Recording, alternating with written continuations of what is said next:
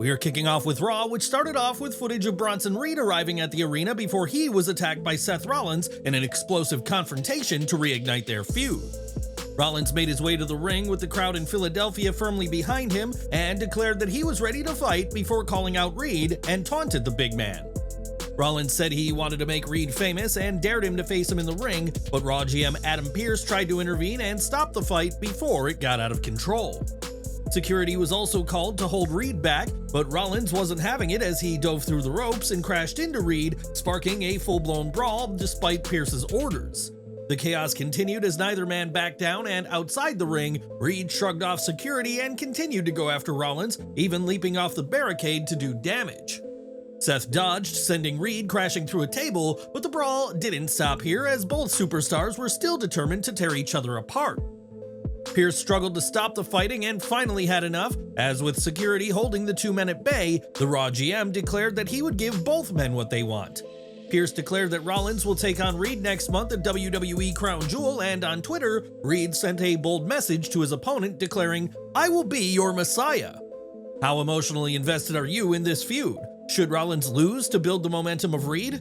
Share your thoughts down in the comments below. The WWE Intercontinental Championship was on the line as Jey Uso defended his title against Bron Breakker in the main event of this week's Raw. Lilian Garcia gave the match a big fight feel with her opening announcements, and after the pair wrestled through a commercial break, the Bloodline showed up at ringside. Solo Sikoa provided a distraction for Jey Uso as he claimed he was trying to help him win the match, but this gave Bron a chance to grab Uso and take control for a moment. The champion fought Breakker off and laid in some super kicks on Tama Tonga and Tongaloa before Sikoa jumped the barricade, again declaring that he was trying to help his brother. The two argued at ringside, allowing for Breakker to run around the ring for a super spear, but Jey moved and Bron hit Solo instead. Breakker lifted his knees on an Uso splash before Jey avoided a spear to nail one of his own, and when Uso climbed up for an Uso splash, it could only grant him a near fall. Adam Pearce and other WWE officials ran down to chase off Tama and Loa as the match continued in the ring, but Jacob Fatu appeared out of nowhere to nail Jey with a super kick. A Samoan drop on the announce table continued the damage, and Breakker tossed Jey back in the ring, where Breakker hit another spear for the win, ending Uso's 28-day title reign. Now Bron Breakker is Intercontinental Champion once again, and it's thanks to the Bloodline in a match that was beyond overbooked, but furthered the story of Jey and his issues with the Bloodline. This is all building towards Jey agreeing to join his brother Roman Reigns and a fourth against the Bloodline at Survivor Series Inside War Games on November 30th. As for Breakker, he regained the title, which many believe he shouldn't have lost in the first place, and the fact that it was Fatu who cost Jey the gold makes a lot of sense. Fatu was on the receiving end of Usos' threats Friday night, and this sets up their program as the secondary rivalry behind Reigns vs. Sikoa. The Breakker-Fatu stare-down was magic and should have Triple H and the creative team scurrying to find a way to get them in the same ring soon enough. Are you excited for Bloodline vs. Bloodline in War Games after the developments on Raw? Who do you think should win and why? Let us know in the comments. The excitement didn't stop after this week's Raw went off the air as Cody Rhodes was in action, continuing his own issues with the Bloodline. While Cody Rhodes vs. Solo Sikoa was the originally advertised dark match, fans were in for a treat as it was changed to Cody Rhodes vs. Jacob Fatu in a Philadelphia street fight.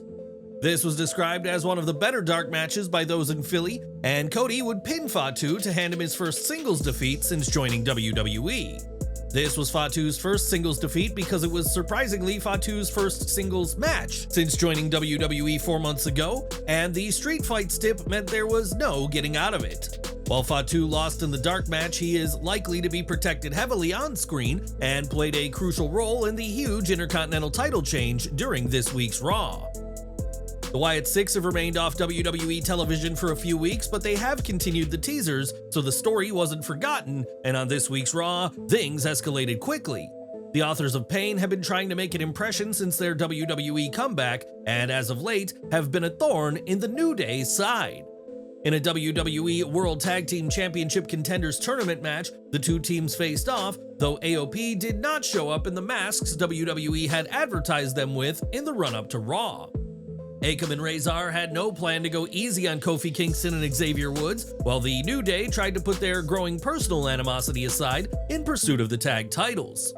The first match of the night saw things pop off in a hurry, and after they fought through a commercial break, The Miz was spotted at ringside. The Miz and the Final Testament have been teasing an alignment in recent memory, and that brought out R-Truth, which helped the New Day pull off a win. The Final Testament was not happy about the result, and while the New Day won, R-Truth left himself open for an attack, to which the New Day did not make the save. While Kofi seemed eager to help, Woods held him back, and his subtle heel turn tease during the beatdown on R-Truth was very well done. It'll be interesting to see what's next for him, especially as he and Kofi head into the all-important #1 Contenders match on next week's Raw. With the New Day not helping, it seemed that R-Truth was done for before the lights went down, to the excitement of the fans in Philly. When the lights came back up, the Wyatt Six surrounded the ring in the Wells Fargo Center, and they fought off the Final Testament, and they disappeared through the crowd. The Miz was left alone in the ring, thinking he survived, until Uncle Howdy appeared and attempted to latch on a mandible claw on WWE's resident A-lister.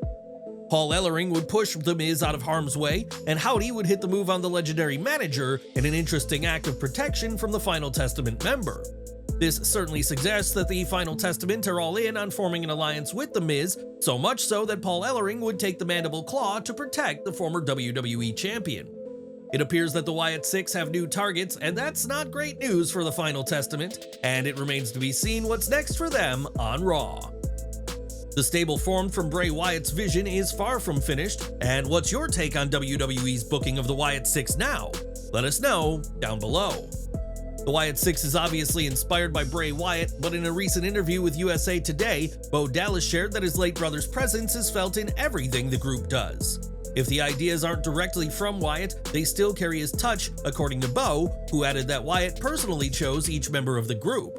Wyatt picked the members based on a special connection he felt with them, even if the reasons weren't entirely clear to others, but sadly, he never had the chance to lead the faction himself. Do you like the group even more now that it's been revealed that Bray Wyatt picked every single member? Share your thoughts in the comments section below. Rey Mysterio and Dragon Lee took a huge step towards the World Tag Team titles on Raw by way of their victory in the #1 Contenders tournament over Brutus and Julius Creed. The competitive back-and-forth match came down to the involvement of Zelina Vega, Chad Gable, and Ivy Nile at ringside, as their confrontation provided enough of a distraction. Mysterio was able to hit the 619, and Lee added a frog splash for the win in a match with strong action, and proved that putting 4 men this talented together would result in a great match. If there was a downfall, it's that the 2-hour format of Raw means that longer matches fans have grown used to are no more, meaning that these wrestlers had to maximize their minutes. We also have to acknowledge that American Made is in a rut and has fallen off significantly since Chad Gable's pursuit of the Intercontinental title proved to be ultimately fruitless. At least the Creeds, alongside Mysterio and Lee, delivered a great match, even with less time than usual, and by this part of the show, this match was easily the match of the night. In 2021, Samantha Irvin joined WWE and quickly won over fans with her passionate work as a ring announcer, but now her time with the microphone has come to an end. In a statement shared to social media, Irvin announced that her time as Raw's ring announcer has ended, but that she has a lifetime more to share with fans. Irvin took the opportunity to thank several key figures who contributed to her journey in WWE, including Triple H, Paul Heyman, Michael Cole, Mark Henry, and many others. Irvin also praised the women's locker room and the fans who have supported her and encouraged those fans to stay tuned to see what's next in her career. Irvin didn't disclose why she's leaving in her statement, but we now know more about the circumstances that led to her exit. Sportskeeda Wrestling's Dr. Chris Featherstone reports that according to sources within WWE, her exit is due to Irvin's schedule not working with her relationship with fiancé Ricochet. Despite that, the report makes clear that this departure has been amicable between the two sides, and even in WWE, this was news that few saw coming. Both Fightful Select and WrestleVotes report that many within WWE were surprised, with Fightful adding that her news was so sudden that she couldn't have possibly informed everyone before leaving. The news was also met with sadness by those in WWE, as Irvin was said to be beloved by those backstage, and several names with WWE have shared the reaction on Twitter. With Irvin's WWE career now behind her, fans have naturally speculated that she'll join AEW so that she can be closer to her fiancé, possibly as the ring announcer for AEW Shockwave. This speculation even led to the reported AEW show's name trending, but in a tweet, Ricochet himself responded, saying that Irvin is not coming to AEW and fans can rest easy. Interestingly, on October 16th, mere days before Irvin announced she was leaving WWE, she responded to a fan suggesting that she could be heading to AEW soon, simply stating no. Whatever the future holds for Samantha Irvin in wrestling and entertainment, it seemingly won't be with AEW, and we'll just have to see what's in store for the 35-year-old from here on.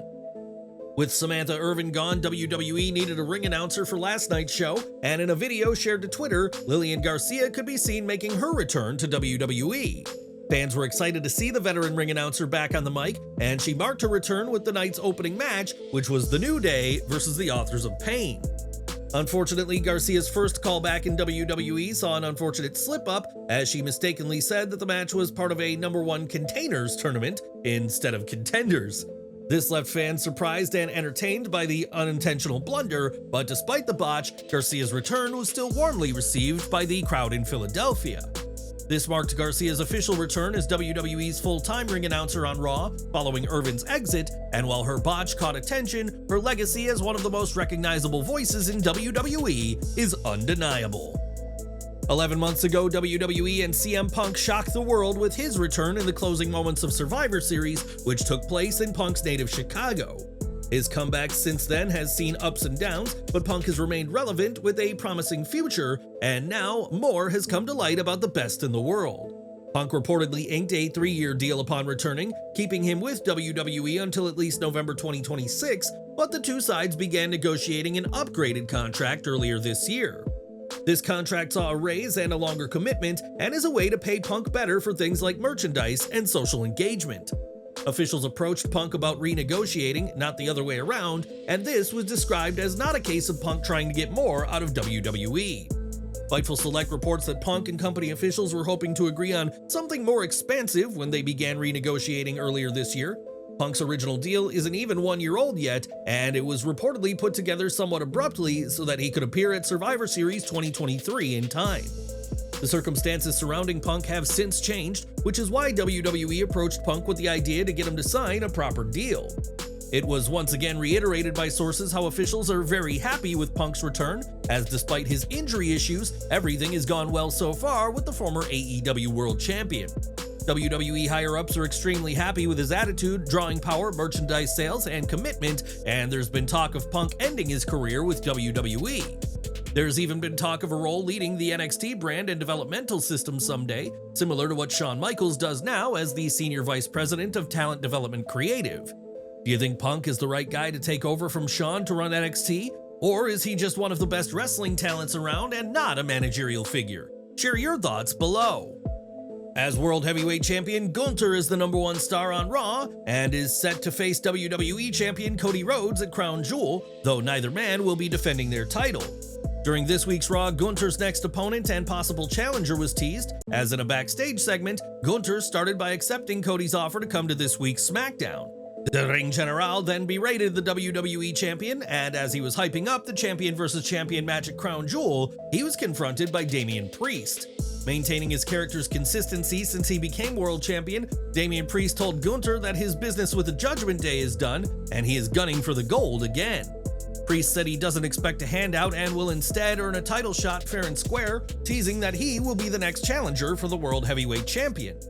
Assuming the man who formerly went by El Campeon earns a title shot, you can expect the SummerSlam rematch to happen at Survivor Series 2024. Are you interested in seeing Priest versus Gunther? And who do you think should win and why?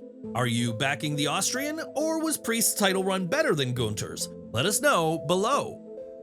Now, it was reported recently that WWE were considering taking Carlito out of the Judgment Day, and the seeds may have been planted for that ousting on this week's Raw. In a backstage segment, Finn Balor shared his concern about Damian Priest laying claim to the World Heavyweight Championship, and Dominic Mysterio asked, "What if I became champion?" This earned a laugh from Carlito, which offended Dominic and Liv Morgan, while Raquel Rodriguez questioned what exactly Carlito brought to the Judgment Day. Carlito said he brings the cool factor and he is the fixer, and after offending Liv and Dom, tried to get back in their good graces by trying to get Mysterio a title shot. Later, in a backstage segment, Carlito was shown talking to WWE Raw GM Adam Pearce and pitching the idea that Dominic Mysterio should take on Gunther. This idea made Pearce burst into laughter, and while he didn't make the match, Pearce did promise that Dirty Dom will have a match next week against a former world champion. If Mysterio wins, then he will earn a title shot against the World Heavyweight Champion, and it remains to be seen if Carlito can keep himself in the Judgment Day's good books or risk being removed. It was on the October 10th, 2023 edition of WWE NXT that The Undertaker made his debut for the brand in a segment with Bron Breakker that didn't end up well for the new Intercontinental Champion. That episode went head-to-head with AEW's Title Tuesday special, resulting in a loaded show that also saw Paul Heyman, John Cena, Cody Rhodes, and Asuka. Now the Phenom is headed back to NXT, as PW Insider reports that there was talk around the Performance Center this week that Undertaker is expected at the facility next week. The source added that The Undertaker may appear on the October 29th show while he's around, which would serve as the post-Halloween Havoc edition of the Silver brand. Halloween Havoc will take place on Sunday, October 27th, and at this time, it's unclear what the dead man might be doing or who he is expected to work with if he returns to NXT. No matter what The Undertaker does, his role on NXT will be a huge deal, and we'll have to see if his work at the Performance Center results in an appearance later this month. In a backstage segment, Io Sky and Kairi Sane shared that they have unfinished business with Bianca Belair and Jade Cargill, but the pair were interrupted by Liv Morgan. Morgan spoke about her own issues with Nia Jax, and as Damage Control took issue with the interruption, a tag match with Liv and Raquel Rodriguez was announced. The heels seized control of the match entering the commercial break following a massive clothesline from Rodriguez to Sane, and the heels remained in control for several minutes. That gave way to a hot tag to Sky and a babyface comeback, and Lash legend and Jakara Jackson were seen watching from ringside ahead of their NXT match with Sane and Sky. A cheap shot by the NXT stars drew a disqualification, and the Meta-4 members beat down Damage Control and stood tall before Morgan and Rodriguez confronted them. Rhea Ripley arrived to a thunderous ovation and laid out the heels before trapping Morgan into the Prism Lock, but Dirty Dom made the save before Ripley could down the Women's World Champion. Mysterio rescued his love interest from the grasp of his former mommy, but the segment ended with Ripley standing tall to the delight of the fans in Philly. This was a perfectly executed segment in that the creative team was able to focus on two different women's programs without shorting either angle.